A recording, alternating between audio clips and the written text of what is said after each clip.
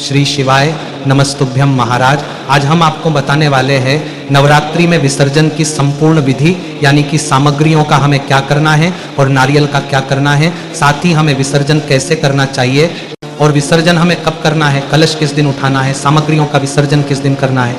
ये सभी जानकारी मेरी सभी माताएं बहनें बड़े ही ध्यानपूर्वक सुनेगी और साथ ही हमें किन किन बातों का ध्यान रखना चाहिए, विसर्जन के समय किन गलतियों से बचना चाहिए, ये सभी जानकारी बहुत ही संक्षेप में जानेंगे। तो महाराज सबसे पहले तो हमें जो कलश विसर्जन जिसको कहते हैं, कई लोग इसे कलश हिलाना भी कहते हैं, वो आपको नवमी के दिन ही करना चाहिए, क्योंकि महाराज दशमी तिथि पर कलश को हिलाना शुभ नहीं माना जाता है। तो नवमी तिथि पर ही हमें चौकी पर रखे कलश को थोड़ा सा हिला देना चाहिए, यानी कि कलश को थोड़ा सा खिसका देना चाहिए, ताकि जिन भी देवी देवताओं को हम उसमें स्थापित करते हैं उनको फिर उनके सही स्थान पर प्रस्थान कर सकें। तो महाराज नवमी के दिन आपको मात्र कलश को थोड़ा हिला देना है, बाकी चौकी पर आपको कुछ भी नहीं करना है।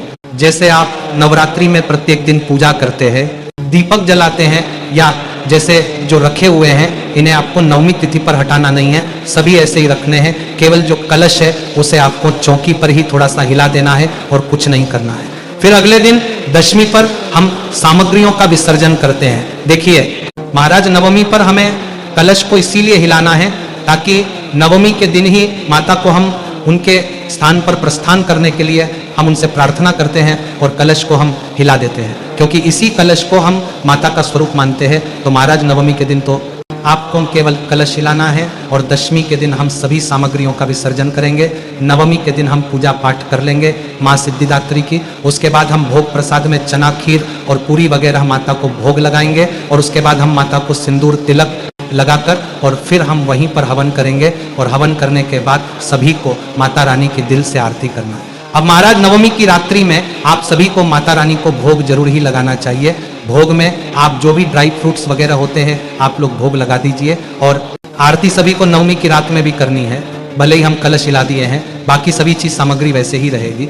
ज्वारे आप उठाकर अपने कानों में नवमी के दिन ही लगा सकते हैं और जल का जो छिड़काव है, जो कलश में जो जल है वो आप अपने पूरे घर में छिड़काव कर सकते हैं। और यदि कलश का जल बच जाता है तो इसे आप जाकर किसी पेड़ के पास या कहीं खाली स्थान पर समर्पित कर सकते हैं जहां किसी का पैर ना पड़े। अब महाराज कलश के ऊपर जो नारियल होता है उस नारियल को उठाकर आप लोग अपने माथे से लगाइएगा और अपने घर की महिला को आंचल में दे दीजिएगा।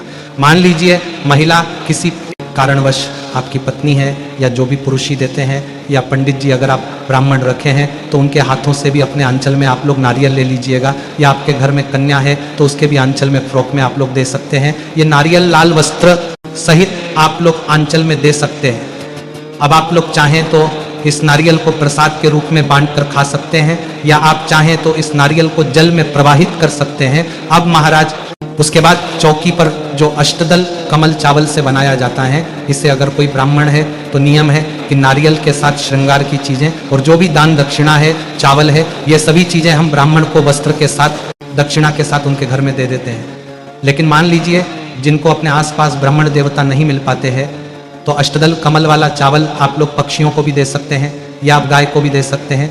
उसके बाद महाराज जो भी श्रृंगार की चीजें हैं जो आपने माता रानी को अर्पित की थी, इन्हें आप स्वयं ही इस्तेमाल कीजिएगा, या आप चाहें तो इन्हें किसी ब्राह्मण देवता की पत्नी को भी दान कर सकते हैं। देखिए मान लीजिए अगर ब्राह्मण नहीं मिलते हैं तो माता का आशीर्वाद समझकर आपको ही इन्हें उपयोग कर लेना है, या किसी बहन बेटी को भी हम लोग दे सकते हैं। अब महाराज ध्यान दीजिए, नवरात्रि में जो आप रोजाना दीपक लगाते हैं वह नवमी के दिन भी आपका जलना चाहिए। आप लोग दिया नहीं बुझाइएगा, जो अखंड दीपक है उसे आपको नवमी पर भी जलाना है, तो नवमी के दिन भी दिया आपका अखंड दीपक प्रज्वलित रहना चाहिए। तेल वगैरह का ध्यान रखिएगा। और दशमी के दिन भी दिया कभी भी खुद से ना बुझाएं, क्योंकि दीपक में जितना तेल है वह जलकर बुझ जाएगा। महाराज ऐसा नहीं करना कि हम सभी सामग्री ले जा रहे हैं विसर्जित करने के लिए, तो दिया बुझा कभी भी ऐसी गलती आपको नहीं करना चाहिए। अब ये सभी कार्य होने के बाद माता को सही स्थान पर विराजमान कर दीजिए। जो उनको चुनरी वगैरह आपने चढ़ाई हैं वो दोबारा भी फिर से हम पूजा में माता को इस्तेमाल कर सकते हैं, किसी देवी देवता को ओढ़ा सकते हैं, माता को ही ओढ़ा कर रख लीजिए। और आपने चौकी पर जो भी मूर्ति रखी है या फोटो प्रतिमा रखी है तो फिर उनके सही स्थान पर रख दीजिए। लेकिन महाराज नवमी के दिन कुछ नहीं करना है, नवमी के दिन केवल आपको कलश हिलाना है। बार बार आपको बताया जा रहा है। तो महाराज दशमी के दिन माता को उनके सही स्थान पर रख दीजिएगा जहां मंदिर है आपका, और बाकी चीजें आपको विसर्जित कर देना है।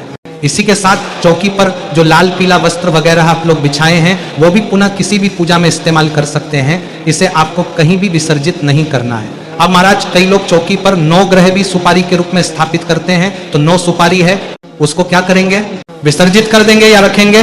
तो ध्यान दीजिए, सुपारी कभी भी अशुद्ध नहीं होती है, तो आप इसे भी पुनः उपयोग कर सकते हैं। अब मिट्टी के जो कलश वगैरह है वो जैसे दोबारा हम इस्तेमाल नहीं करते, अशुद्ध माना जाता है, तो आप लोग अगर लोटा रखे हैं तब तो कोई दिक्कत ही नहीं है। मान वो लीजिए, अगर इस जगह पे आप लोग कलश रखे हैं तो कलश मिट्टी का, तो उसको आप लोग 1 साल तक कलश को घर में रखना चाहिए। कुछ लोग उसी दिन जल में प्रवाहित कर देते हैं, तो महाराज उस दिन कलश का विसर्जन नहीं करना चाहिए। आप 1 साल तक उसमें गमला लगाकर या आप लोग अनाज वगैरह भरकर अपने घर में रख सकते हैं या उसमें पानी भर के पी सकते हैं। ये सभी कार्य आप कर सकते हैं। इसके बाद जो जनेऊ है इसे भी आप लोग पुनः उपयोग कर सकते हैं। साथ ही आम के पत्ते या फूल पत्ती हैं, या आप कहीं गड्ढा खोदकर या कहीं ऐसे झाड़ी में रखिएगा जहां किसी का पैर ना पड़े। ऐसा नहीं कि किसी भी पेड़ के नीचे रख के आ गए, कहीं कुछ रख के आ गए, ऐसा आपको नहीं करना है। अब महाराज ज्वारे थोड़ी सी मिट्टी हटाइएगा और वहां पे आप लोग दबा दीजिएगा, पैर नहीं पड़ेगा, आपके ऊपर दोष नहीं लगेगा।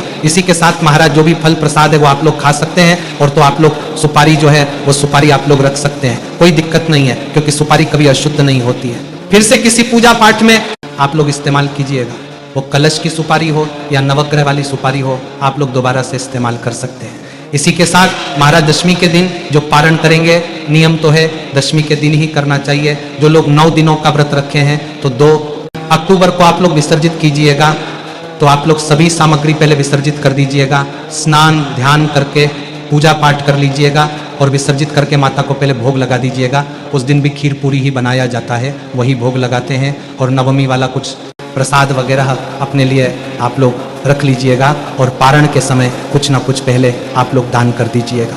पैसा हो गया, अनाज हो गया, वस्त्र हो गया, इतने दिन का आपने कठिन व्रत रखा था और आप लोग दान करके और माता को भोग लगाकर वह प्रसाद भी हो जाएगा। और अष्टमी या नवमी में से कुछ ना कुछ मिठाई, फल, हलवा, पूरी कुछ रख लीजिए मुख में डालकर सबसे पहले, और तब आप लोग माता को प्रणाम करके और वही ग्रहण कीजिएगा। तो महाराज ये थी नवरात्रि में विसर्जन की संपूर्ण विधि। यदि आपको ये जानकारी पसंद आई हो तो वीडियो को लाइक और चैनल को सब्सक्राइब जरूर करें। श्री शिवाय नमस्तुभ्यम।